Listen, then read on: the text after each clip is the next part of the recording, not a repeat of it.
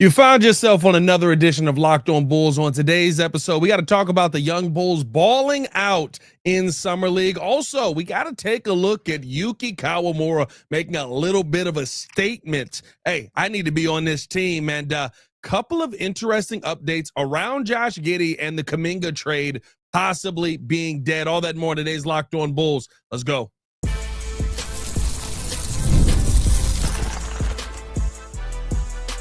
You are Locked On Bulls, your daily Chicago Bulls podcast. Part of the Locked On Podcast Network, your team every day. Thank you for tuning in to Locked On Bulls, member of the Locked On Podcast Network, which your team every single day. I'm your host, Pat the Designer, back at it again. Haize is not here. He is still dealing with, he had the funeral for his grandmother today, so make sure to keep him in y'all prayers, man. We do not have a title sponsor on today's episode, so we're basically just going to jump right into, oh wait, no, what's today? Today is Tuesday, never mind. Today's episode is brought to you by FanDuel. Right now, new customers can get $150 in bonus bets when your first $5 bet hits. Let's start it off here. The young Bulls going out there and making a name yesterday. Now listen, it's only Summer League, right? So you can't go too far and be like, oh my God, they're going to do this at the NBA level. But what you want to see from a young team, the growth that we've seen from this young team over 3 days, or over 3 games, I should say, I think it is something to be commended. No matter how crazy and insane, let's get it out of the way now, right? We all know, dang it. You know what I mean? Like that, dang it. Johnny M.F.ing Furphy with the yam over Noa Essengue. I mean, like, it was disgusting. That's all you can say about it, bro. It's one of those things where you're just like, all right, well, go out there and be great now. And I think the one thing that you can take away from that with the dunk on and all of that you look at the game, you're like, oh my God. Noah had a pretty good game. 7 for 14, 21 points on the day.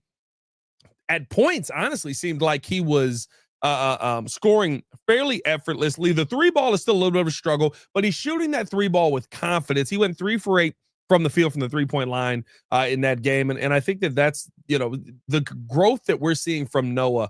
I do wonder if him shooting the 3-ball and how he's shooting it confidently, when you look at some of his previous tape, right, you could tell that he wasn't very, what's the right word for it? He wasn't very, I don't want to keep saying confident. He didn't feel that was a shot that was in his arsenal. And so he almost shied away from taking it. It's kind of the better way to say it, right? And now it feels like he feels comfortable that that's a shot that should be in his arsenal, that he's getting more comfortable being able to knock down that shot. And we've seen that through his growth throughout his young career. I believe from 16 to now 18 years old, he's gone from shooting 22% from the field to, by the end of last season, he was shooting 33% from the 3-point line. Now you're seeing him take that shot confidently, still not knocking it down at a high clip. You still got to improve it, but those are things that you expected him to have to work on. And so seeing him take that shot is going to be big, and having not the confidence to take that, I think, is going to be big, especially starting his career off. And I don't know if you guys have tapped in with me and Haize doing some of the live watch parties of these games, bro, but like, Noah just looks like a massive human being compared to everybody else out there. Like, there is a part of me where I'm like, yeah, I expect him to be a forward, but like, maybe this dude is a center. Although the dunk on last night would not speak to him being a center, but maybe he is a guy that can play some 5 and play around the rim. He's going to have to add weight 100%. He's still very, very light, but we're seeing a lot more of the thinner centers, right? The Chet Holmgrens, the Victor Wembanyama's of the world, even though Victor has a little bit more weight to him, but 7'3" will do that for you. The big thing for me with Noah is just continuing to grow and continuing to find his game. That's one thing that I love watching about Lachlan Ulbrich when Lachlan Ulbrich is out there.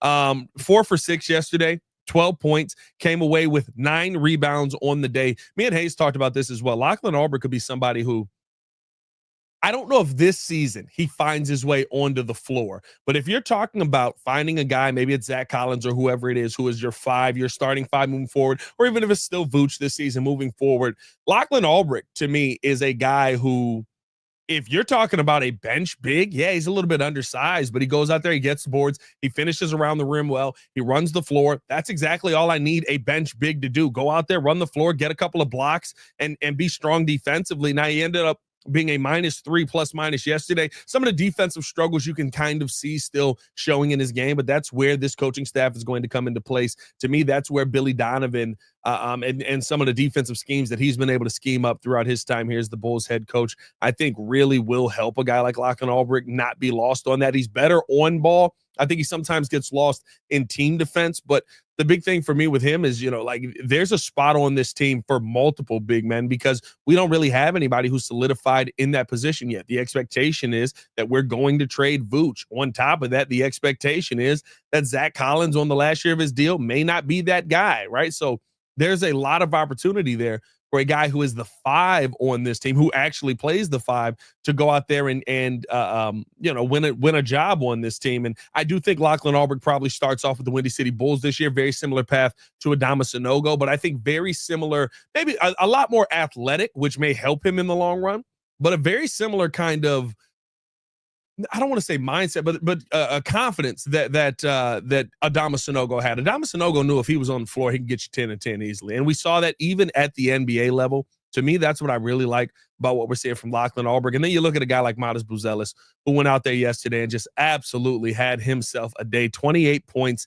end up getting 5 rebounds. He 1 steal, 1 block on the day.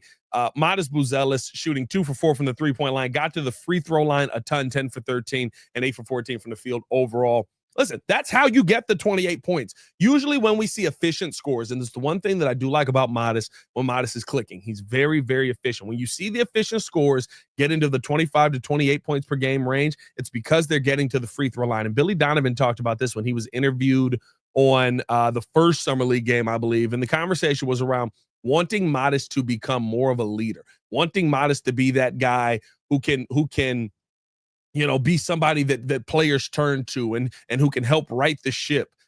That's why they have him here playing in Summer League. That's why he's still playing in Summer League, because I thought he would have been done after the last game. But 3 games in, you're seeing Matas Buzelis start to get a little bit more comfortable, start to understand the shots that he needs to be taking and doesn't need to be taking. Efficient from the 3-point line, which is always going to be the question mark, at least early on in his career with him.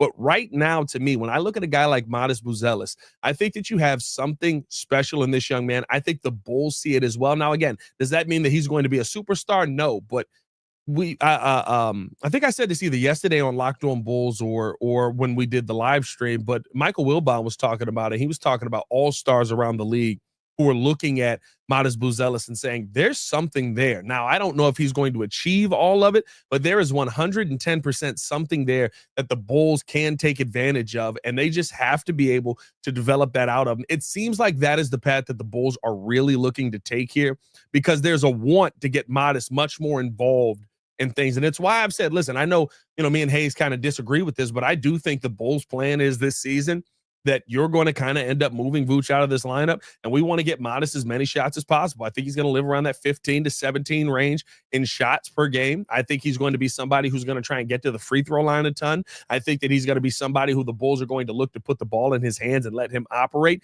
and him in the pick and roll with Josh Giddey, that's something that you can utilize. And I think people forget, you kind of look at Matas like he's a power or a small forward, right? Because of the size, the weight, I guess I should say. But Billy Donovan also said Matas Buzelis has added 10 pounds of muscle to his body this offseason. And so with that being said, on top of the player that you saw last year, who good handles, able to get to the bucket, able to finish around the rim, he's also 6'10". So he's somebody who I think the fact that he wants to play above the rim as much as he does, and with adding 10 pounds of muscle, what would that put him at? He's now at about 219, 220, somewhere in there. That's kind of right where you want to see this type of player at. I think it's good for playing the 4. I don't want to see him play the 5, but I think it's good for him playing the 4, playing that 3 as well, adding more strength, adding more muscle, and continuing to build on his game. I love the fact that we're seeing this out of Matas, and I think that it's one of the things that is going to be a telltale sign of, this is kind of who the Bulls are going to start focusing and centering things around, just the investment that they're making in this young man moving forward. But we're going to keep this conversation moving on the other side. I want to keep having a conversation around these young guys, because I think there's a ton to talk about here. But first, we do have to take a quick break and give you an ad read from FanDuel.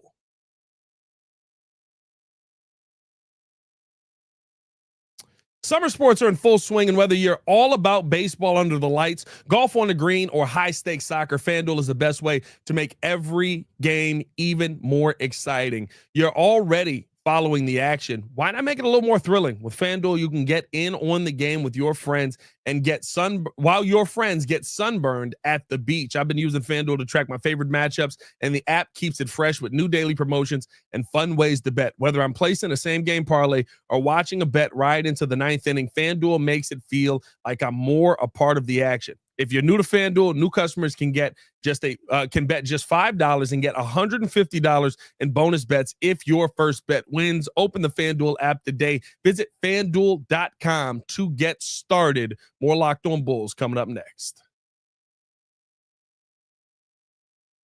Still didn't send me the music, so we're right back into this thing, man. We do this every time it's a solo episode. At this point, I think this is kind of just the theme for us, where Haize didn't send Pat the music. Yeah, he didn't send me the music. We still don't got it. We've never had it. 3 years strong, baby. Let's keep it going.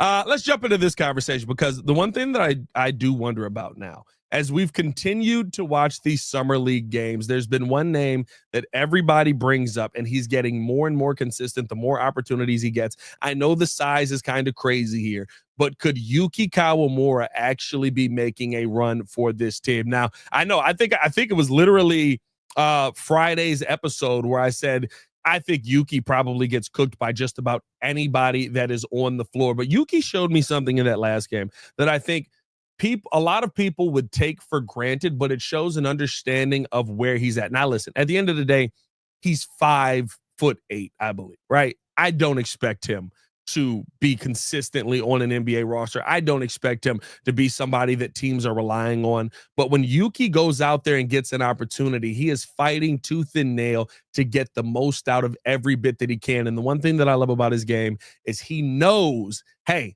if it's a three, I'm taking it. If it's not, I better be wide open. I am looking to pass. And that is why Yuki might actually find himself on a team, especially posting up numbers like a plus 14. Yesterday, 15 points, 10 assists, only 1 rebound on the game, 3 steals, though, finding a way to play in those passing lanes. Those are the kind of players who, listen, I'm not saying that he's going to be a starter at any point in this league. I don't think that the days of, like Rob is in the comments talking about Muggsy Bogues there. I think the days of Muggsy Bogues are probably gone. I also think Yuki, at least from what we've seen, he doesn't shoot the 3-ball well enough to be a guard that thrives in this league. But the one thing that I will say is when you know you have a skill set that people can utilize, that is, and you do it well. And that's the one thing I can say about Yuki. He's not just doing it well. He's facilitating great. He had 10 assists to 3 turnovers in that game. 2 of the turnovers were just like the ball ended up bouncing off of somebody, or it didn't roll the right way,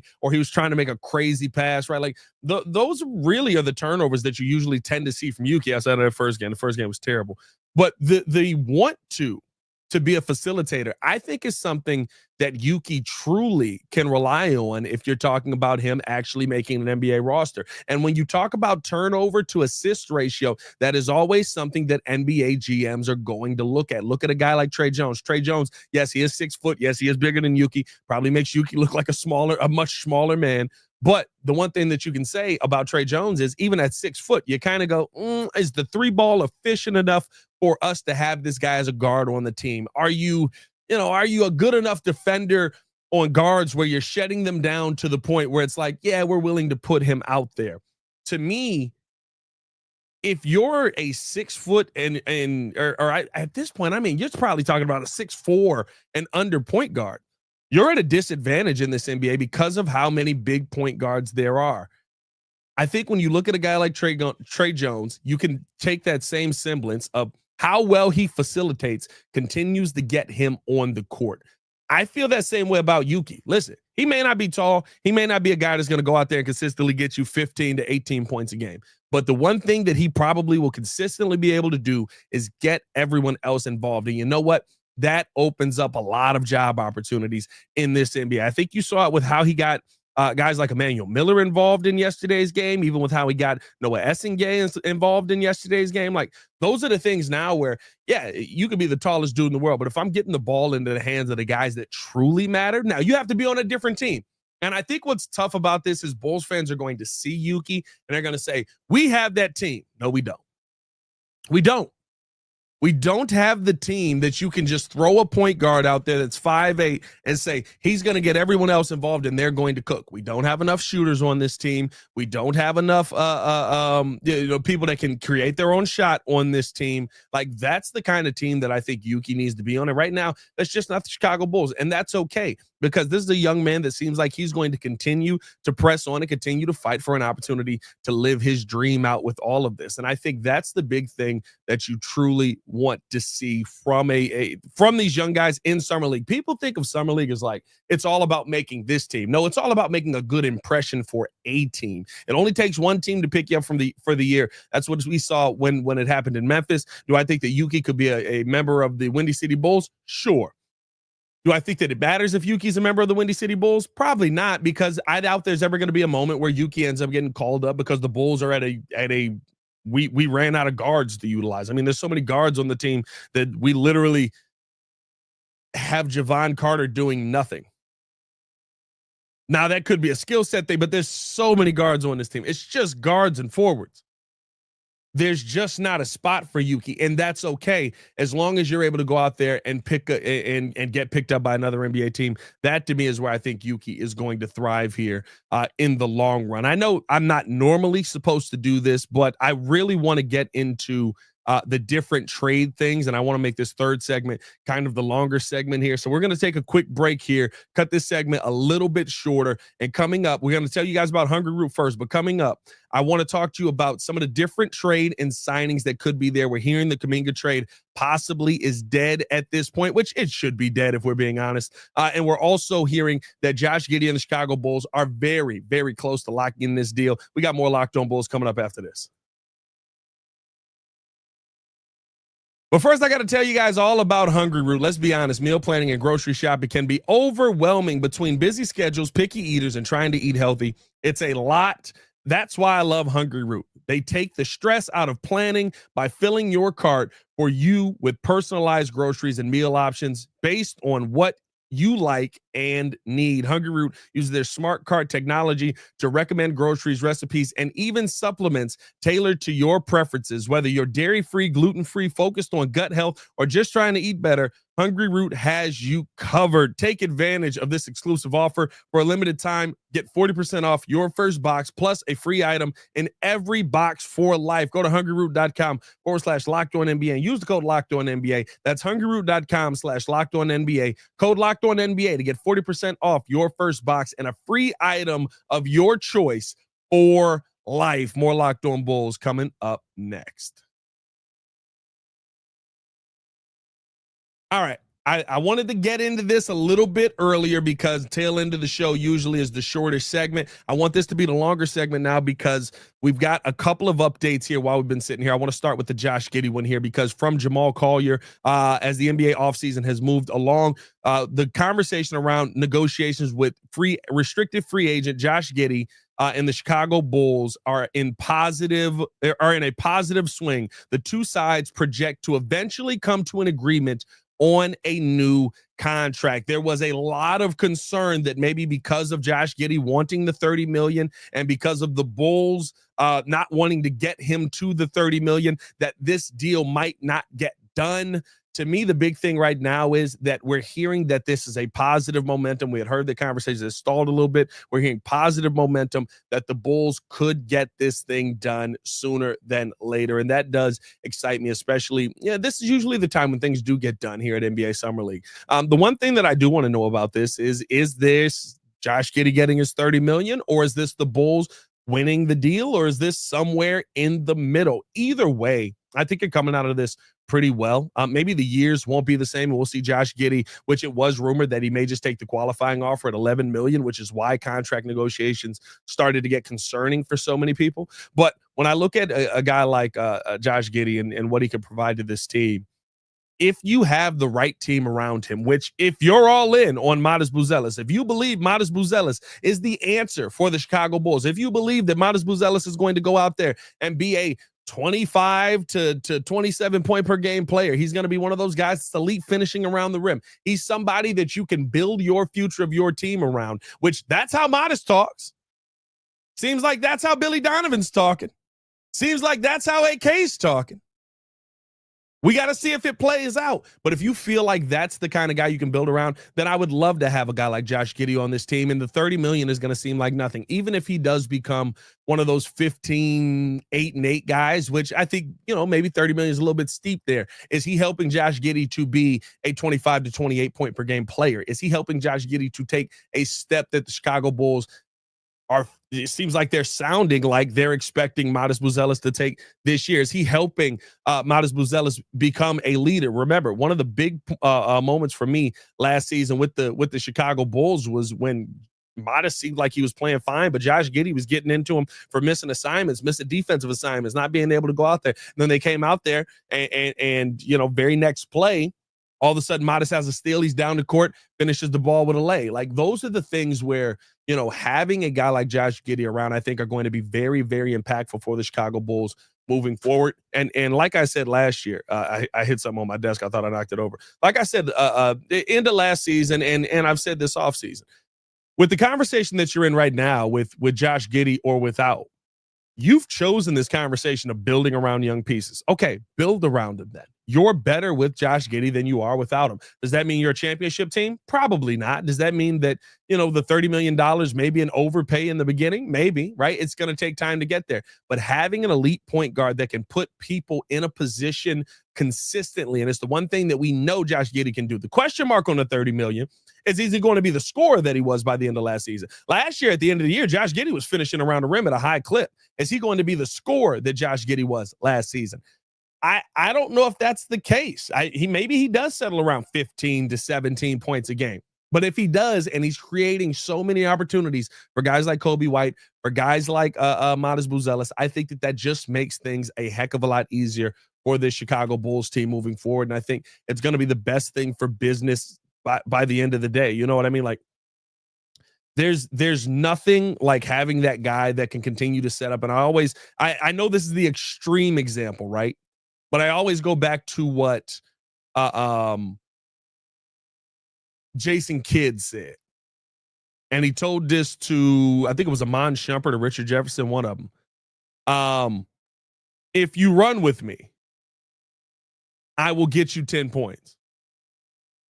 If you run with me, I will get you 10 points. That's the kind of point guard that Josh Giddey is. That's the kind of facilitator that he is. So the scoring aside is one thing, but is Josh Giddey creating these opportunities for the guys that you're having on your team? Is Josh Giddey creating the opportunities for a guy like Noa Essengue, for a guy like Modest Buzelis to be better players than they are without him? That absolutely can happen, and we've seen that happen in a number of places. When guys play with Chris Paul, guess what? Their numbers go up. When Chris Paul leaves, their numbers kind of fall back to earth. Doesn't mean they win a championship, but it does mean that it helps your team move in the right direction, and you have to have those other players around you to go out there and kind of push that envelope to the next level. So we'll see what ends up happening with that. I also want to touch on this. The Jonathan Kuminga conversation has been one that has been I don't want to say loud at this point. I think that it has been one that fans probably have not wanted to let go, is a better way to say it. And Joe Cowley of the Sun-Times reported some new findings coming from NBA Summer League that in Las Vegas, he said, rumors the Bulls were interested in a sign-in trade for the Warriors' Jonathan Kuminga have quieted substantially. I think that it's done. You know what I mean? When you add a guy like Noa Essengue, who is showing strides here in Summer League, no matter what the dunk says, relax, you guys, who's showing strides here in Summer League. I think when you have a guy like Modest on the team already, where does Jonathan Kuminga fit in? And people see Jonathan Kuminga and they think, well, now it's him and Modest, they'll work perfectly together. No, Jonathan Kuminga wants to go to a team where he's going to get the ball in his hands. He may still not get the best situation for him while he's out in Golden State, because he needs the ball in his hands to be the best version of him. And that's not the kind of offense that having Josh Giddey on this team makes sense with. That's not the kind of offense that the Bulls want to run. And I'll bet you the fact that the Bulls are getting a lot closer to getting this Giddey deal done is probably one of the main reasons why we're going to end up seeing the Bulls go out here and probably move away and pivot away completely from the Jonathan Kuminga situation. If there were conversations there, having a player like Jonathan Kuminga with Josh Giddey just doesn't make sense because Jonathan Kuminga is a ball stopper, and that's okay. You can win with ball stoppers. Anthony Edwards is a ball stopper. He wins a lot of games. Luka Doncic is a ball stopper. He wins a lot of games. But the ball in his hands is how you go about winning the game. That to me is something that the Bulls probably don't want to have with the current makeup of this team. And so to me, I thought the Kuminga deals were dead for a while here. It seems like those conversations may have still been happening, but now that the sign and trade conversations has quieted per Joe Cowley, maybe that's the end of all of this. And who knows how this finishes out in the long run. Still, none of these restricted free agents have signed. I am very shocked that Cam Thomas hasn't signed yet. It's a weird one. I don't know what Brooklyn's waiting for with that. Like, Cam Thomas is the best of the bunch out of these players, right? Like, he's the most proven one. He's the one I would probably want to have on my team the most. I guess Kuminga kind of is in that conversation, but not really, because Cam Thomas has done it at a much more elite level and a much more consistent level. I would rather have Cam Thomas than Jonathan Kuminga any day, but we'll see what ends up happening, man. But hey, we appreciate you guys for tuning in and showing love. As always, hit that like button, subscribe to the page, leave a 5-star review. Y'all know what to do. I'm going to get up out of here because I got probably 3-4 more shows to do after this. But as always, man, stay tapped in with us. We'll have more content dropping on the channel, so rock with us over there as well. And big prayers up to my brother, man. Haize, prayers and love to you and the family, man. Y'all stay safe out there, Chicago. See you right, Nation. Stand up. Peace.